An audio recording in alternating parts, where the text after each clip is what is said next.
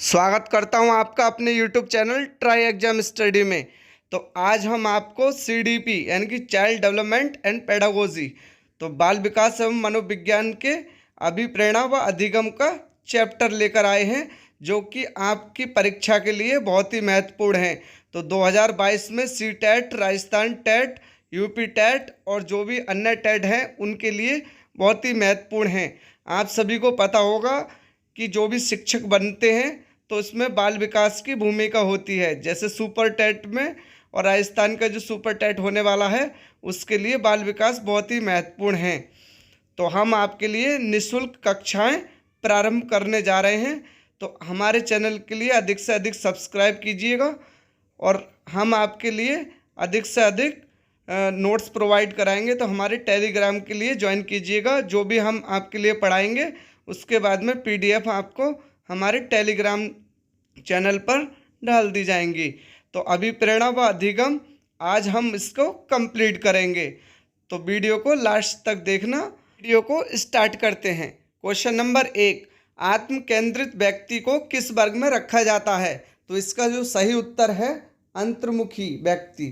तो जो आत्म केंद्रित क्वेश्चन में पूछ लिया जाता है कि आत्म केंद्रित व्यक्ति या स्व केंद्रित व्यक्ति किस वर्ग में रखा जाता है, तो ये अंतर्मुखी व्यक्ति होता है जो आत्म केंद्रित होता है। और बाह्यमुखी क्वेश्चन में पूछ लिया जाता है कि बाह्यमुखी व्यक्ति कौन होता है?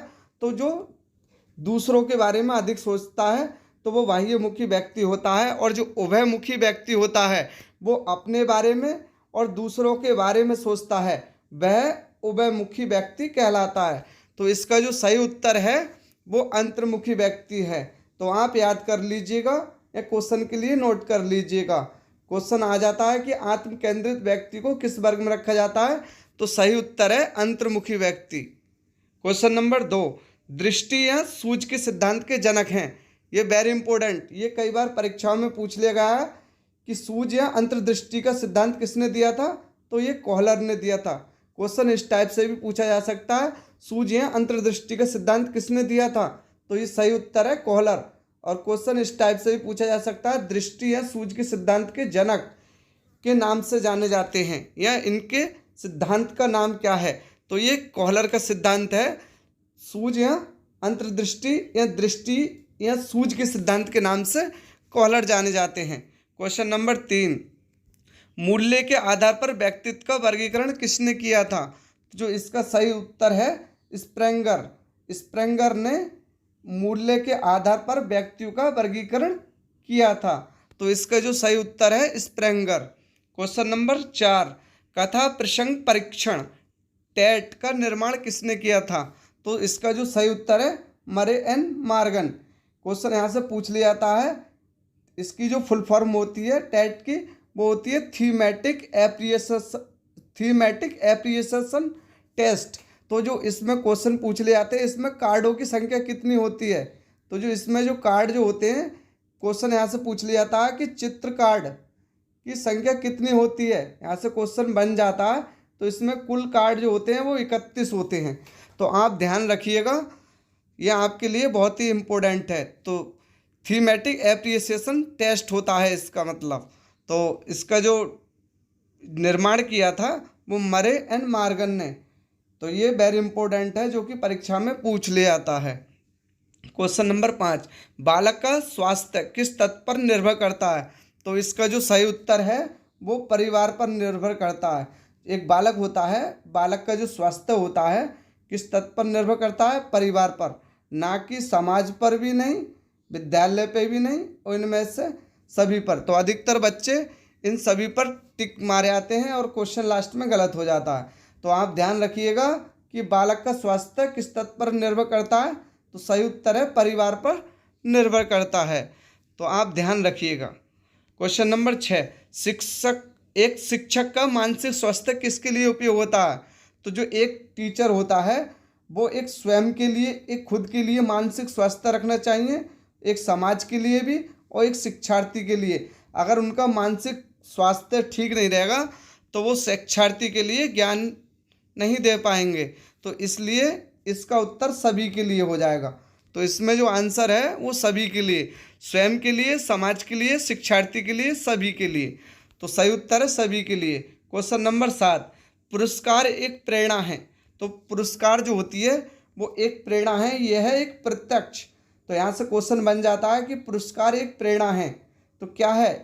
क्वेश्चन यहाँ से पूछ लिया जाएगा कि प्रत्यक्ष है, अप्रत्यक्ष है, नकारात्मक है, सकारात्मक।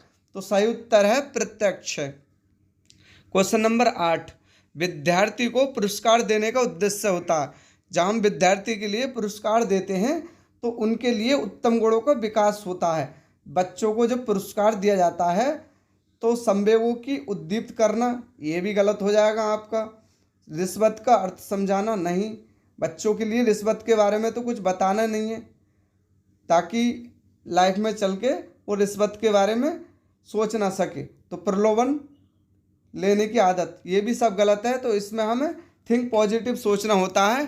तो इसका जो सही उत्तर है, उत्तम गुणों का विकास करना विद्यार्थी को पुरस्कार देने का उद्देश्य होता है। क्वेश्चन नंबर 9, दंड बालकों पर कैसा प्रभाव डालता है। तो जो दंड जो होता है बच्चों के लिए देना, वो सुधारात्मक प्रभाव डालता है। लेकिन एनसीएफ जो होती है, नेशनल कैरिकुलम फ्रेमवर्क, एनसीएफ 2005 में आई थी। यहाँ से क्वेश्चन पूछ लिया जाता है कि एनसीएफ कब आया था। तो 2005 में एनसीएफ की स्थापना की गई थी। एनसीएफ और भी है, इसके लिए हम अलग से आपके लिए वीडियो बना देंगे। 2005 में हुई थी। तो इसमें बताया गया था नेशनल कैरिकुलम फ्रेमवर्क में कि हमें किसी बच्चे के लिए दंड नहीं देना है, ना ही मारना है, ना ही पीटना है। अगर ऐसा करते हैं तो आपका क्वेश्चन गलत हो सकता है। तो आप ध्यान रखिएगा कि एनसीएफ के थ्रू क्वेश्चन आता है तो इसमें हमें थिंक पॉजिटिव सोचना होता है, तभी हमारा क्वेश्चन सही होता है। तो आप ध्यान रखिएगा। क्वेश्चन नंबर 10, ये एक सामाजिक प्रेरक है। तो इनमें से पूछा है कि इनमें से कौन सा सामाजिक प्रेरक है। तो आत्मगौरव एक सामाजिक प्रेरक है, ना कि भूख। भूख भी एक सामाजिक प्रेरक नहीं है, प्रेम भी नहीं है, प्यास भी नहीं है। तो एक आत्मगौरव जो होता है वो सामाजिक प्रेरक होता है। क्वेश्चन नंबर 11, जैविक प्रेरक है। तो जो जैविक प्रेरक होता है वो नींद होता है। तो ये एक जैविक प्रेरक है जिसमें कि मद्यपान, अर्जनात्मकता और आत्म प्रशंसा। तो इसमें जो सही उत्तर है वो नींद जो है एक जैविक प्रेरक है। क्वेश्चन नंबर 12, पैवलोव ने समृद्ध प्रत्यावर्तन सिद्धांत का प्रयोग सर्वप्रथम किस पर किया था। तो ये क्वेश्चन पूछ लिया जाता है। तो पावलोव ने कुत्ते पर प्रयोग किया था। क्वेश्चन यहाँ से पूछ लिया जाता है कि चूहे पे किया था, बिल्ली पर या बंदर पर। तो जो सही इसका प्रयोग जो किया था वो पावलोव ने कुत्ते पर इसका प्रयोग किया था। तो जो स्किनर का जो था वो चूहा था और थॉर्नडाइक की बिल्ली थी। यहाँ से क्वेश्चन पूछ लिया जाता है। तो थॉर्नडाइक की, ये थॉर्नडाइक से संबंधित है। थॉर्नडाइक, ये थॉर्नडाइक की है बिल्ली और चूहा स्किनर का है। और यहाँ से क्वेश्चन पूछा गया कि पावलोव ने समृद्ध प्रत्यावर्तन सिद्धांत का प्रयोग सर्वप्रथम किस पर किया था। तो जो इसका जो सही उत्तर है वो कुत्ते पर प्रयोग किया था। क्वेश्चन नंबर 13, प्रशंसा व निंदा दो ऐसी प्रेरणाएं हैं जो बालक में वृद्धि करती हैं। तो सही उत्तर है इसका अनुशासन। तो जो प्रशंसा व निंदा दो ऐसी प्रेरणाएं हैं जो बालक में वृद्धि करती हैं। तो सही उत्तर है अनुशासन। तो क्वेश्चन अधिकतर यहाँ से उपरोक्त सभी लगाए जाते हैं, लेकिन यहाँ से क्वेश्चन हमें ध्यान देना है। क्वेश्चन परीक्षाओं में ऐसे ही घुमाया जाता है ताकि बच्चे कंफ्यूज हों और क्वेश्चन गलत हो जाए। तो आप ध्यान रखिएगा, प्रशंसा व निंदा दो ऐसी प्रेरणा हैं जो बालक में वृद्धि करती हैं। तो इसका सही उत्तर है अनुशासन की। क्वेश्चन नंबर 14, अभिप्रेरणा का प्रश्न क्यों का प्रश्न है, ये कथन है।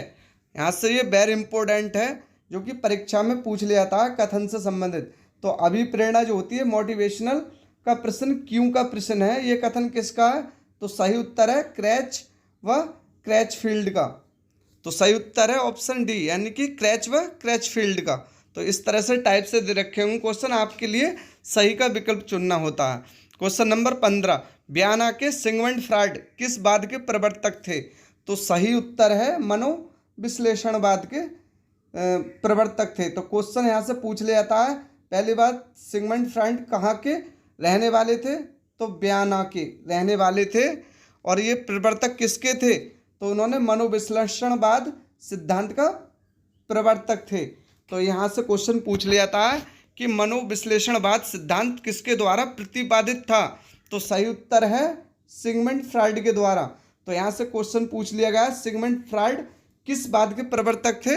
तो मनोविश्लेषणवाद के। क्वेश्चन नंबर 16, अंतर्दृष्टि का सिद्धांत किसने प्रतिपादित किया था? क्वेश्चन इस टाइप से पूछा जा सकता है, अंतर्दृष्टि का सिद्धांत के प्रतिपादक कौन हैं? तो सही उत्तर है अबयवीवाद। तो यहाँ से क्वेश्चन पूछ लिया था अंतर्दृष्टि का सिद्धांत किसने दिया था? तो सूझे अंतर्दृष्टि का सिद्धांत कॉलर ने दिया था। तो यहाँ से क्वेश्चन पूछ लिया था, तो आप ध्यान रखिएगा। क्वेश्चन नंबर 17, अनुभव व प्रशिक्षण द्वारा व्यवहार में रूपांतरण ही अधिगम है, ये कथन किसका है? ये वेरी इंपॉर्टेंट। तो क्रॉनबैंक का है। ये कई बार परीक्षाओं में पूछा गया है कि अनुभव व प्रशिक्षण द्वारा व्यवहार में ही अधिगम है। तो ये वेरी इंपॉर्टेंट है, आप नोट कर लीजिएगा। अनुभव व प्रशिक्षण द्वारा व्यवहार में रूपांतरण ही अधिगम है। तो सही उत्तर है क्रॉनबैंक द्वारा दिया गया ये कथन है। क्वेश्चन नंबर 18, आईपी पेवलोव ने प्रयोग किया था। तो मैंने अभी बताया था जो पेवलोव थे उन्होंने कुत्तों पर यानी कि कुत्तों पर प्रयोग किया था। तो सही उत्तर है कुत्ता, यानी कि आईपी पेवलोव ने किस पर प्रयोग किया था? कुत्ते पर। तो सही उत्तर कुत्ते हो जाएंगे। तो बिल्ली पे थॉर्नडाइक की बिल्ली है और चूहा यानी कि चिंपैंजी और ये इसमें से कोई सा नहीं है। तो सही उत्तर यानी कि थॉर्नडाइक की ये बिल्ली है। वेरी इंपॉर्टेंट, आप ध्यान रखिएगा। क्वेश्चन नंबर 19, अधिगम के प्रयत्न व भूल के सिद्धांत के प्रतिपादक हैं। तो इसमें थोड़ी मिस्टेक हो गई है टाइपिंग में। अधिगम के प्रयत्न व भूल के सिद्धांत के प्रतिपादक हैं। तो सही उत्तर है थॉर्नडाइक। यहाँ पे आप थॉर्नडाइक कर लीजिएगा। थॉर्नडाइक, ये थॉर्नडाइक हैं। तो प्रयत्न व त्रुटि, यहाँ से क्वेश्चन पूछ लिया था त्रुटि या प्रयत्न, यहाँ से जो वो है प्रयत्न या कोशिश करना, सभी ये थॉर्नडाइक के नियमों पर आधारित है। तो अधिगम के प्रयत्न व भूल के सिद्धांत का प्रतिपादक किसने किया था? थॉर्नडाइक ने। Question number 20, gestalt school of psychology के प्रणेता हैं। तो सही उत्तर है कॉलर। तो गेस्टाल्टवादी हैं ये। क्वेश्चन यहाँ से ऑप्शन दे रखे होंगे कि इनमें से कौन सा गेस्टाल्टवादी नहीं है, तो आपको सही विकल्प का चुनना होता है। तो यहाँ से ये एक जो है कॉलर जो है एक गेस्टाल्टवादी सिद्धांत के प्रवर्तक हैं। तो गेस्टाल्ट स्कूल ऑफ साइकोलॉजी के प्रणेता हैं। तो इसका जो सही उत्तर है वो कॉलर है। क्वेश्चन नंबर 21, व्यक्तित्व मापन की परीक्षण विधि है। तो जो व्यक्तित्व मापन की जो परीक्षण विधि है वो रॉर्शा परीक्षण है। रॉर्शा परीक्षण व्यक्ति मापन की परीक्षण विधि है। Very important. क्वेश्चन नंबर 22, मानवीय आवश्यकता सिद्धांत का प्रतिपादन किया किसने किया था? तो सही उत्तर है मैस्लो ने। मानवीय आवश्यकता सिद्धांत का प्रतिपादन किया था। तो सही उत्तर है मैस्लो द्वारा। क्वेश्चन नंबर 23, एक शिक्षक अपने अध्यापन में बालकों के पूर्व ज्ञान को नवीन ज्ञान से जोड़ता है, इस शिक्षण सूत्र पर आधारित है। तो ये किस पर आधारित है? ज्ञात से अज्ञात की ओर। तो एक शिक्षक अपने अध्यापन में बालकों के पूर्व ज्ञान को नवीन ज्ञान से जोड़ता है, यानी कि शिक्षण सूत्र पर आधारित है। तो ये ज्ञात से अज्ञात की ओर होता है। तो हम आपके लिए इस पर भी एक वीडियो बनाएंगे, ज्ञात से अज्ञात की ओर, अज्ञात से ज्ञात की ओर, पूर्ण से अंश की ओर, निश्चित से अनिश्चित की ओर और अनिश्चित से निश्चित की ओर। तो इसके लिए हम एक वीडियो अलग से बना देंगे आपके लिए, जिससे कि परीक्षाओं में आपके लिए कोई परेशानी ना हो। तो जो इसका जो सही उत्तर है वो ज्ञात से अज्ञात की ओर है। क्वेश्चन नंबर 24, अभिप्रेरणा का स्वास्थ्य सिद्धांत दिया था। तो जो अभिप्रेरणा थी एच बर्ग ने अभिप्रेरणा का स्वास्थ्य सिद्धांत दिया था। तो सही उत्तर है एच बर्ग। क्वेश्चन नंबर 25, अभिप्रेरणा देने की प्रमुख विधि है। तो जो अभिप्रेरणा जो है प्रमुख देने की विधि है प्रतियोगिता करना, प्रशंसा करना, पुरस्कार देना। तो उपरोक्त सभी यानी कि इसमें सही उत्तर है उपरोक्त सभी। अभिप्रेरणा देने की प्रमुख विधि हैं। तो ये सभी विधि हैं अभिप्रेरणा देने की। तो उपरोक्त सभी इसका सही उत्तर है। क्वेश्चन नंबर 26, अभिप्रेरणा देने वाला घटक है। तो इसका जो सही उत्तर है वो उपरोक्त सभी है। प्रोत्साहन देना, उत्तेजना देना, आकांक्षा देना, यानी आकांक्षा स्तर। तो अभिप्रेरणा देने वाला घटक है। तो ये सभी इनके घटक हैं। तो आप ध्यान से देखिएगा वीडियो को, जिससे कि आप अधिक से अधिक सीख पाएँ। क्वेश्चन नंबर 27, सशक्त अभिप्रेरणा सीखने का प्रभावशाली घटक है। तो इसका जो सही उत्तर है वो शीघ्र सीखता है। तो सशक्त अभिप्रेरणा सीखने का प्रभावशाली घटक कौन सा है? तो प्रसन्न रहता है, ये भी गलत है। भक्ति करता है, ये भी गलत। बालक स्वस्थ रहता है, ये भी गलत। तो इसमें शीघ्र सीखना ही सशक्त अभिप्रेरणा सीखने का प्रभावशाली घटक है। तो जो बच्चे शीघ्र यानी कि जल्दी ही सीख जाते हैं तो वो सशक्त अभिप्रेरणा होती है। मोटिवेशनल तभी लर्निंग कर पाते हैं, हम करके सीखते हैं। ये क्वेश्चन वेरी इंपॉर्टेंट, आप नोट कर लीजिएगा, वेरी वेरी इंपॉर्टेंट। ये क्वेश्चन कई बार परीक्षाओं में पूछा गया है। सुपर टेट और यूपी टेट और Rajasthan TET, U TET, Uttarakhand TET में भी ये कई बार पूछा गया। तो इसका जो सही उत्तर है डॉक्टर मेस द्वारा हम करके सीखते हैं। Very important. क्वेश्चन नंबर 29, अधिगम को प्रभावित करने वाला व्यक्तित्व कारक है। तो जो इसका सही उत्तर है परिपक्वता एवं आयु अधिगम को प्रभावित करने वाला व्यक्तिगत कारक है। तो इसका सही उत्तर है परिपक्वता एवं आयु। क्वेश्चन नंबर 30, सीखने के संज्ञानात्मक सिद्धांत का प्रतिपादन किसने किया था? तो टॉलमैन ने सीखने के संज्ञानात्मक सिद्धांत का प्रतिपादन किया था। तो इसका जो सही उत्तर है टॉलमैन। क्वेश्चन नंबर 31, अधिगम में किस स्थानांतरण को सीढ़ी के स्तर चढ़ने के समान माना गया है? तो जो इसमें सही उत्तर है अनुलंब स्थानांतरण। अधिगम में किस स्थानांतरण को सीढ़ी के ऊपर चढ़ने के समान माना गया है?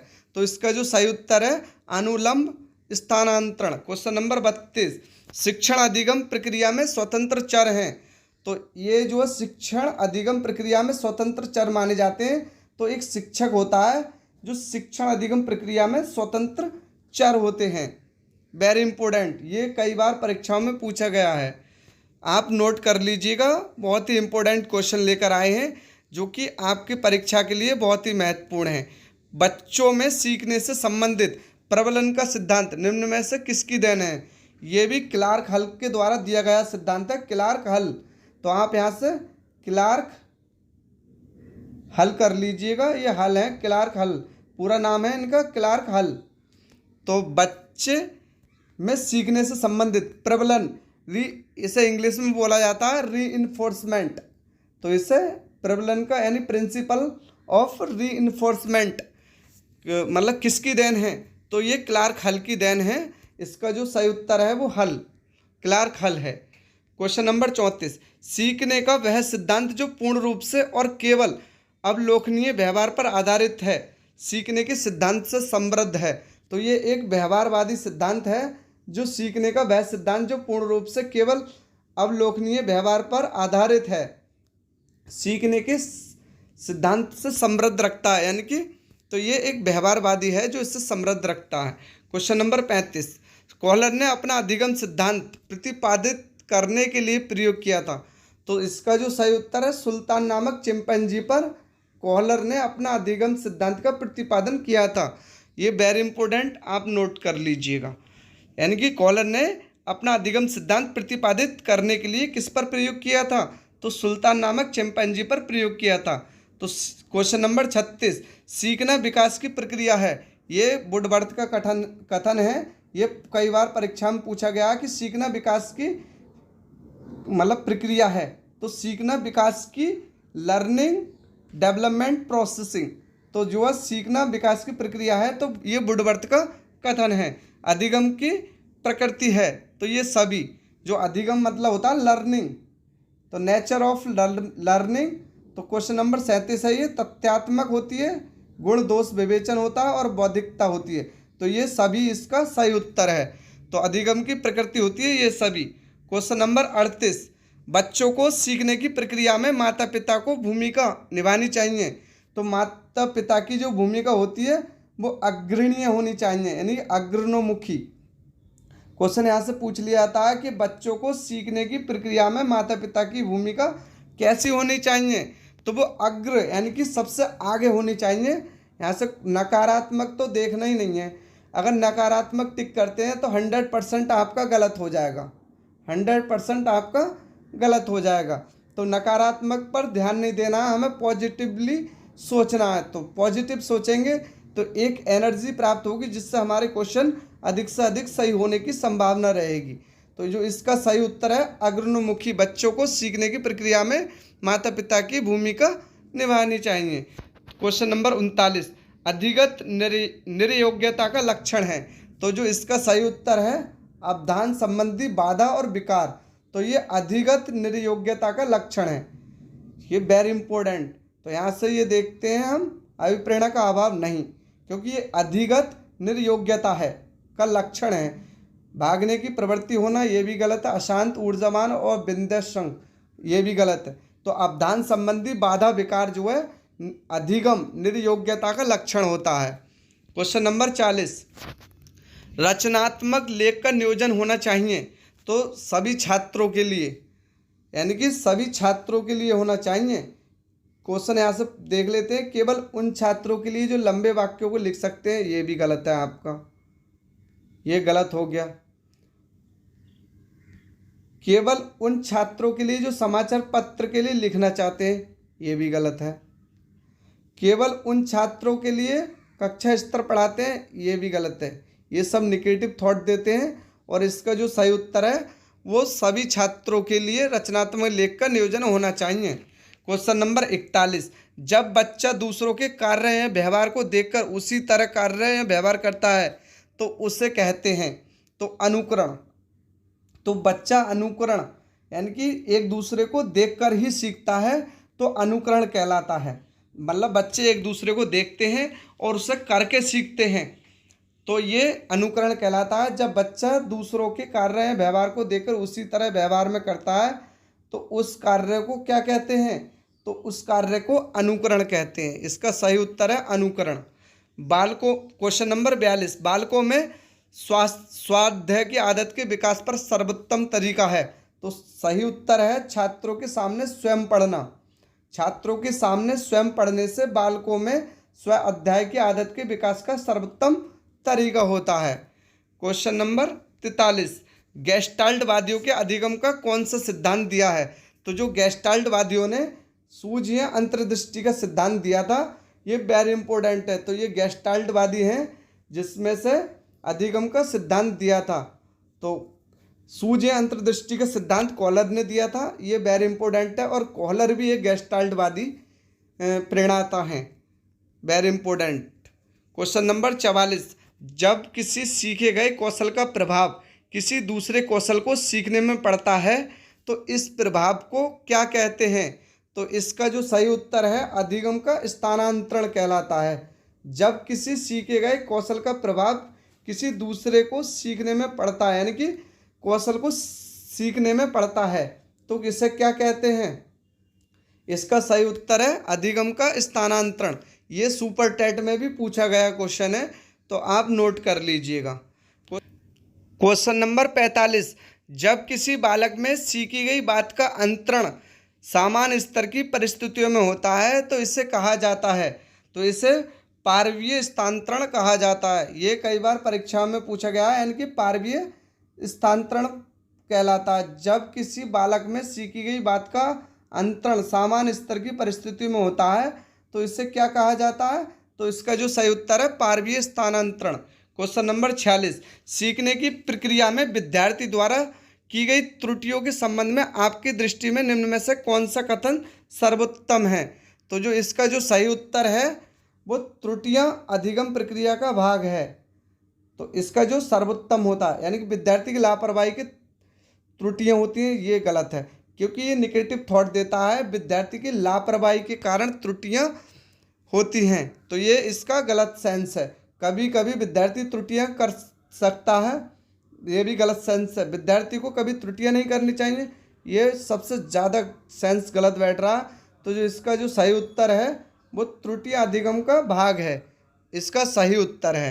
क्वेश्चन नंबर 47, बच्चा किस प्रकार सीखता है? तो बच्चा जो है कई प्रकार से सीख सकता है। इसका जो सही उत्तर है वो कई प्रकार से। तो वो प्रश्न पूछकर भी बच्चा सीख सकता है, पुस्तकें पढ़कर भी सीख सकता है, परिचर्चा द्वारा भी सीख सकता है।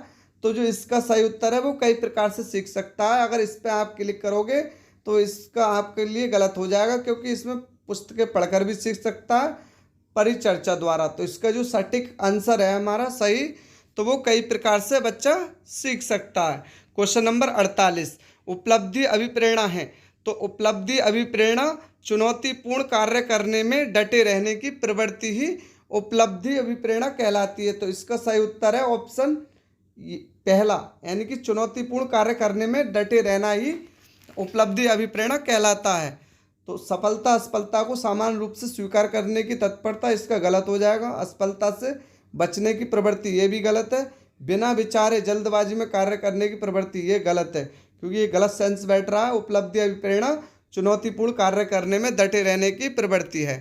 क्वेश्चन नंबर 49, आप अपनी कक्षा में किसी बालक को पढ़ाने हेतु उसे प्रेरित करने का कौन सा तरीका उपयुक्त मानते हैं? तो इसमें उससे सकारात्मक प्रलोभन देना, ये इसका गलत हो जाएगा। बालक के आत्मसम्मान को सुरक्षित करना, गलत। उसकी प्रशंसा दूसरे बालकों के समक्ष करना, नहीं।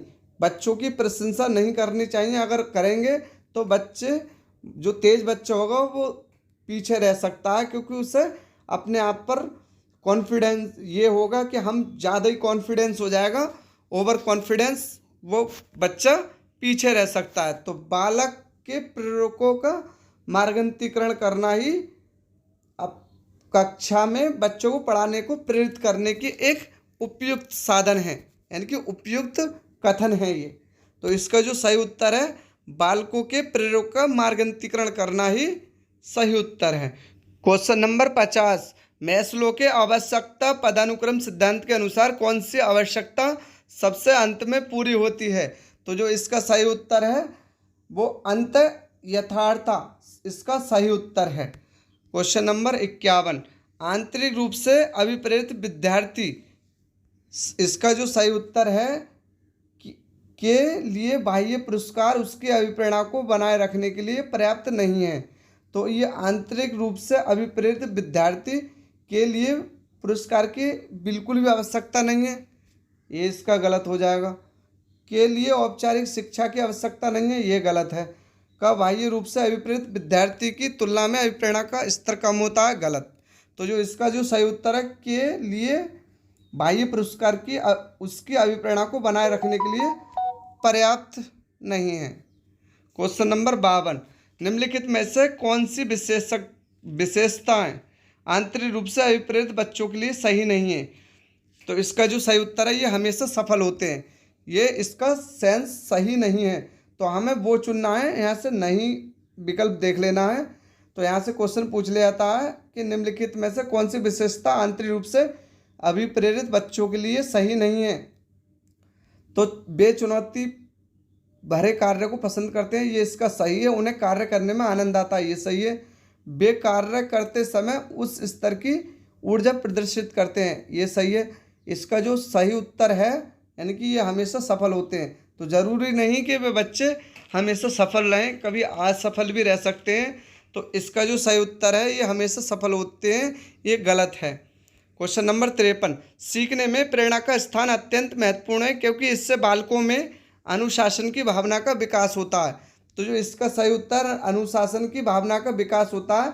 सीखने में प्रेरणा का स्थान अत्यंत महत्वपूर्ण है क्योंकि इसमें बालकों में अनुशासन की भावना का विकास होता है। तो इसका सही उत्तर है।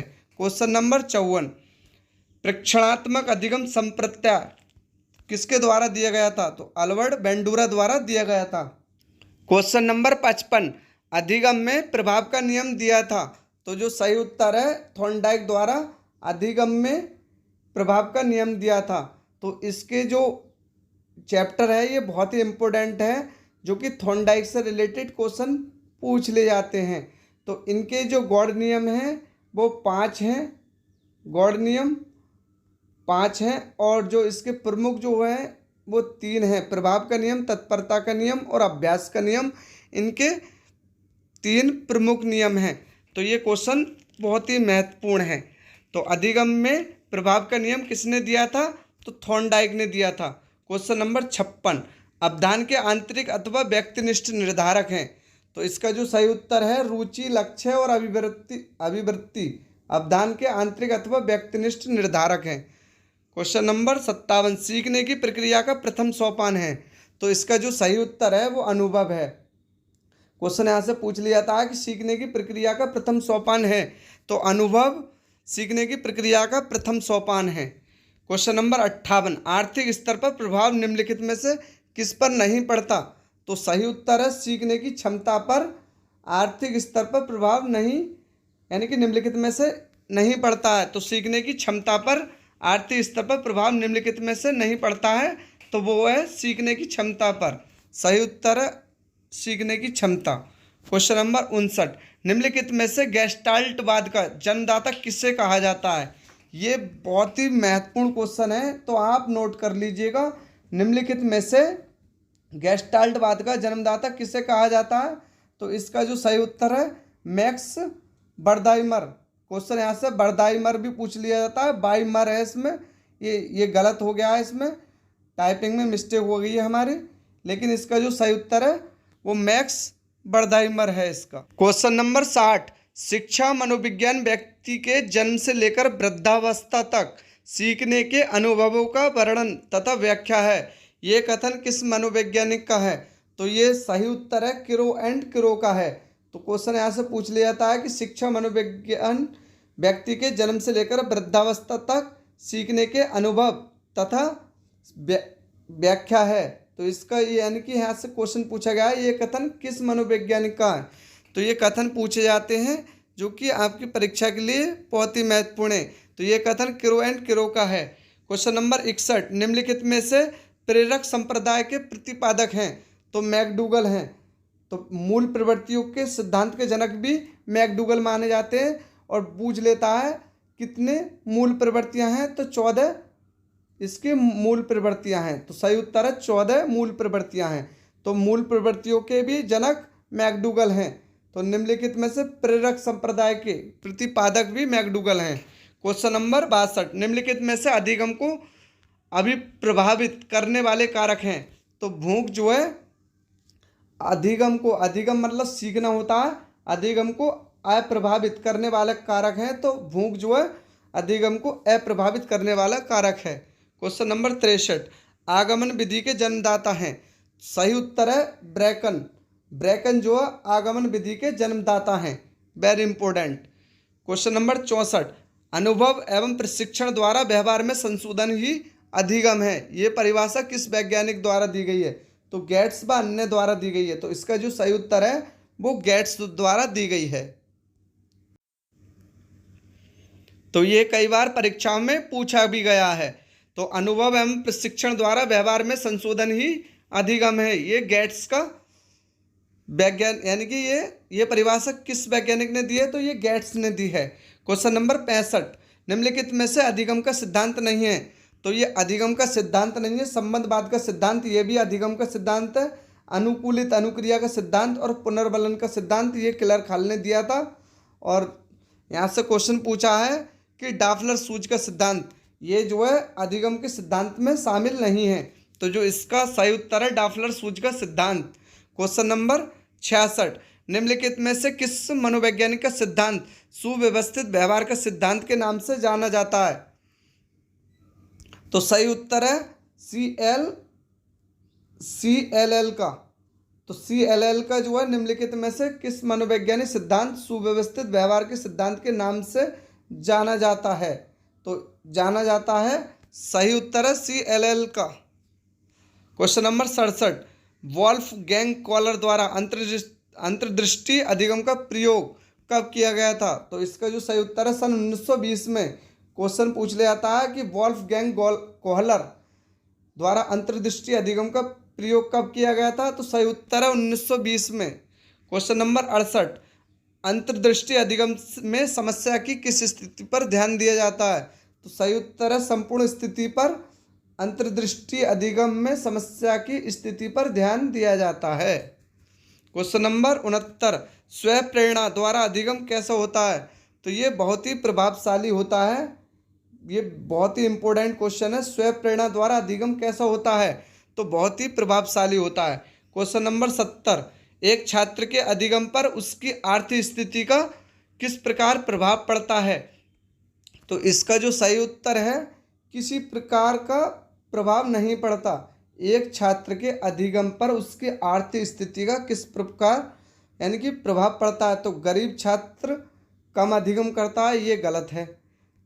यानी कि गरीब छात्र ऐसा नहीं है, गरीब छात्र कम अधिगम करता है नहीं, अधिक भी सीख सकता है। अमीर छात्र अधिक अधिगम करता है, गलत।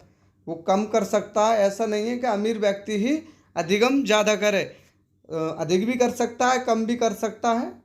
तो इसका जो सही उत्तर है, किसी प्रकार का प्रभाव नहीं पड़ता। क्वेश्चन नंबर 71, तत्परता का नियम अधिगम का किस प्रकार का नियम है? तो ये एक मुख्य नियम है, मैंने अभी बताया था आपके लिए। मुख्य नियम जो है वो थॉर्नडाइक के 3 नियम हैं, थॉर्नडाइक के 3 नियम हैं, और जो गॉड नियम है वो इसके 5 नियम हैं। 3 नियम कौन कौन से? तत्परता, अभ्यास और प्रभाव का नियम, ये थॉर्नडाइक के 3 नियम हैं। तो इसका जो सही उत्तर है वो तत्परता मुख्य नियम है। क्वेश्चन नंबर 72, अधिगम का ठोस सिद्धांत किस मनोवैज्ञानिक द्वारा दिया गया था? तो ये थॉर्नडाइक द्वारा दिया गया था। अधिगम को ठोस सिद्धांत किस मनोवैज्ञानिक द्वारा दिया गया था? तो इसका जो सही उत्तर है वो थॉर्नडाइक द्वारा दिया गया था। क्वेश्चन नंबर 73, निम्नलिखित में से अधिगम को प्रभावित करने वाले कारक हैं सिवाय एक के, मतलब इसमें से पहचानना है हमें। अभिप्रेरणा जो है एक अधिगम को प्रभावित करने वाले कारक हैं, और रुचि भी है, पुनर्बलन भी है, लेकिन एक को छोड़कर यानी कि शारीरिक शक्ति को छोड़कर बाकी सब अधिगम को प्रभावित करने वाले कारक हैं। तो इसका जो सही उत्तर है शारीरिक शक्ति, इसका सही उत्तर है। क्वेश्चन नंबर 74, मैस्लो ने सबसे अधिक महत्वपूर्ण किन आवश्यकताओं को माना है? तो इसका जो सही उत्तर है वो शारीरिक आवश्यकता के लिए मैस्लो ने सबसे अधिक महत्वपूर्ण किन आवश्यकताओं को माना है? तो सही उत्तर है शारीरिक आवश्यकताएं। क्वेश्चन नंबर 75, अनुभव एवं प्रशिक्षण द्वारा व्यवहार में परिवर्तन लाना क्या कहलाता है? तो सही उत्तर है अधिगम। अनुभव द्वारा, प्रशिक्षण द्वारा व्यवहार में परिवर्तन लाना क्या कहलाता है? तो सभ्यता इसका गलत हो जाएगा। प्रेरक का समन, व्यवहार में कुशलता, अधिगम कहलाता है। तो सही उत्तर है अधिगम। क्वेश्चन नंबर 76, उत्तेजक अनुकूलन सिद्धांत का संबंध किस मनोवैज्ञानिक से है? तो सही उत्तर है थॉर्नडाइक से। उत्तेजक अनुकूलन सिद्धांत का संबंध किस मनोवैज्ञानिक से है? तो सही उत्तर है थॉर्नडाइक से। क्वेश्चन नंबर 77, अभिप्रेरणा तथा उद्देश्य सीखने की प्रक्रिया का क्या प्रदान करते हैं? तो सही उत्तर है प्रेरणा। तो प्रेरणा यानी कि अभिप्रेरणा तथा उद्देश्य सीखने की प्रक्रिया को क्या प्रदान करते हैं? तो प्रेरणा प्रदान करते हैं, बाधा उत्पन्न करते हैं। ये तो गलत सेंस है, तो उपरोक्त सभी तो सही होगा नहीं, क्योंकि इसमें ये गलत हो गया, बाधा उत्पन्न करते हैं। तो हमारा जो प्रेरणा है वही सही उत्तर होगा। क्वेश्चन नंबर 78, प्रेरणा कार्य को प्रारंभ करने, जारी रखने और नियमित करने की प्रक्रिया है। ये कथन किस मनोवैज्ञानिक का है? तो ये गुड का है। ये वेरी इंपॉर्टेंट, ये कई बार परीक्षाओं में पूछा गया है कि प्रेरणा कार्य को प्रारंभ करने, जारी रखने और नियमित करने की प्रक्रिया है। ये किस मनोवैज्ञानिक का कथन है? तो सही उत्तर है गुड का। क्वेश्चन नंबर 79, निम्नलिखित में से बाह्य प्रेरणा का वास्तव में अर्थ क्या होता है? तो इसका जो सही उत्तर है नकारात्मक प्रेरणा का। तो निम्नलिखित में से बाह्य प्रेरणा का वास्तव में अर्थ जो होता है वो नकारात्मक प्रेरणा को होता है। तो सही उत्तर है इसका नकारात्मक प्रेरणा। Question number 80, question number 80, Thomson के अनुसार प्रेरणा बालकों में उत्पन्न करने की कला है। रिक्त स्थानों में उपयुक्त विकल्प क्या होगा? तो जो इसका सही उत्तर होगा वो रुचि इसका सही होगा। ये वेरी इंपॉर्टेंट क्वेश्चन है जो कि परीक्षा में पूछा गया है। Question number 81, crow and crow के अनुसार प्रेरक व्यक्ति को उस क्रिया को चुनने में सहायता देते हैं जिसे करने की उसकी होती है। तो रिक्त स्थानों में उपयुक्त विकल्प क्या होगा?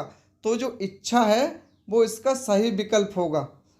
यहाँ पे हमें इच्छा रखना है, इच्छा यहाँ पे, तो इच्छा इसका सही विकल्प होगा। क्वेश्चन नंबर 82, निम्नलिखित में से प्रेरणा विधि के रूप है, तो जो इसका सही उत्तर है उपरोक्त सभी: सामूहिक कार्य, प्रतिद्वंद्विता और प्रशंसा। निम्नलिखित में से प्रेरणा विधि के रूप में है, तो इसका सही उत्तर है उपरोक्त सभी। जेरोम एस ब्रूनर ने अधिगम का कौन सा सिद्धांत प्रतिपादित किया था, तो इसका जो सही उत्तर है अन्वेक्षण का सिद्धांत। जेरोम एस ब्रूनर ने अधिगम को सिद्धांत का प्रस्तुत किया था, इसका सही उत्तर है अन्वेक्षण का सिद्धांत। क्वेश्चन नंबर 84, थॉर्नडाइक के अनुसार सीखने के मुख्य नियम हैं, तो ये अभी बताया था। सीखने के जो थॉर्नडाइक के नियम हैं वो 3 नियम हैं। क्वेश्चन यहाँ से पूछ लिया था कौन कौन से हैं। तत्परता, अभ्यास और प्रभाव का नियम थॉर्नडाइक के 3 मुख्य नियम माने जाते हैं और 5 नियम इसके उपनियम हैं। बहुप्रतिक्रिया का नियम, इसके हम आपसे अलग से नोट्स बना देंगे, थॉर्नडाइक के ऊपर पूरी वीडियो बनाई जाएगी, तो हमारे चैनल के लिए सब्सक्राइब कीजिएगा, हम आपके लिए कंप्लीट कोर्स करा के देंगे। क्वेश्चन नंबर 85, एडवर्ड टॉलमैन ने अधिगम को कौन सा सिद्धांत प्रस्तुत किया था। जो टॉलमैन ने उद्देश्यवाद का सिद्धांत, एडवर्ड टॉलमैन ने अधिगम का कौन सा सिद्धांत किया था, तो उद्देश्यवाद का सिद्धांत प्रस्तुत किया था। क्वेश्चन नंबर 86, एडविन गुथ्री ने अधिगम का कौन सा सिद्धांत प्रस्तुत किया था, तो ये स्थानांतरण का सिद्धांत। एडविन गुथ्री ने अधिगम का कौन सा सिद्धांत प्रस्तुत किया था, तो स्थानापन्नता का सिद्धांत इनके द्वारा दिया गया है। क्वेश्चन नंबर 87, आशुवेल ने अधिगम का कौन सा सिद्धांत प्रस्तुत किया था, तो सही उत्तर है शाब्दिक अधिगम का सिद्धांत। आशुवेल ने अधिगम का सिद्धांत कौन सा प्रस्तुत किया था, तो शाब्दिक अधिगम का सिद्धांत। हैगर्टी ने अधिगम का कौन सा सिद्धांत प्रस्तुत किया था, तो इसका सही उत्तर है अनुकरण द्वारा अधिगम का सिद्धांत, इसका सही उत्तर है। तो हैगर्टी ने अधिगम का कौन सा सिद्धांत प्रस्तुत किया था, तो अनुकरण द्वारा अधिगम का सिद्धांत। क्वेश्चन नंबर 89, यहाँ से वीडियो में 8 से 10 क्वेश्चन पूछे जाने की पूरी उम्मीद है, तो यहाँ से ही क्वेश्चन 10 आपके पूछे जाएंगे, तो ये वीडियो आप ध्यान से देखिएगा। मैस्लो के अनुसार प्रेरक कितने प्रकार के होते हैं, तो मैस्लो के अनुसार प्रेरक 2 प्रकार के होते हैं, वेरी इंपॉर्टेंट।